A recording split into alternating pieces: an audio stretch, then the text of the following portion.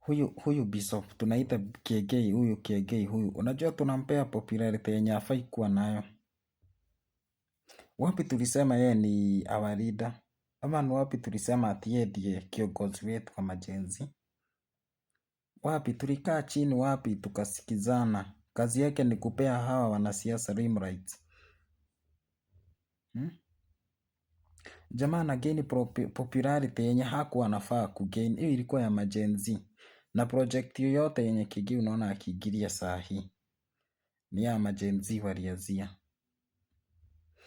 So tusipochunga, unajua wanaigiza wanasiasa chini chini hivi, wanaingia kisirisiri. Haki ya nani? Mungu asaidie usikanataja wa viongozi ati wanasema ati amekuja na kisiagi. Kisiagi ni 70k. Hiyo tunaweza chaga pia tununue. Okay? Si mambo ya kutuambia ati sijui mwanasiasa fulani wa huku amechanga hii. Nao watu ndio walikuwa wa kwanza kuwa against majenzi wakiuawa. Na bado tunazidi kumpea platform. Tunampea mileage ya nini? Sisi kama majenzi. Si tuchanuke. Huyu Kigi anafaa kuondokea hii story forever. If kama anafaa kusaidia, wacha aende siku yake ama apange.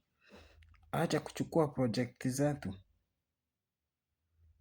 Hii agenda nani walitoka nao? Ni sisi kama majenzi. Na yeye anataka kufanya ni kama atakuja kutake over. Juu ako na wale wanasiasa wenye wanampea pesa, aonekana ni yeye anatoa. Na sio yeye. So huyu jamaa anafaa ajue venye ataondokea hii story ya majenzi. Majenzi wa deal wao kwa wenyewe. Venye tulikuwa tuna deal kwa kina Karuma. Mambo yalibika time yenye tulienda huku hii church JCM. Aliweza kupea hawa wanasiasa mileage. Watu wenye walikuwa wanapiga kura huko kunini.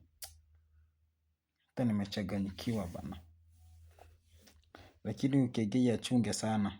Achunge sana. Hatutampea platform tena. Ni aondokee awaachie majenzi wafanya kazi yao. Kama niyo stage anasema atapeana wacha ikae. Tutajitafutia yetu. Period.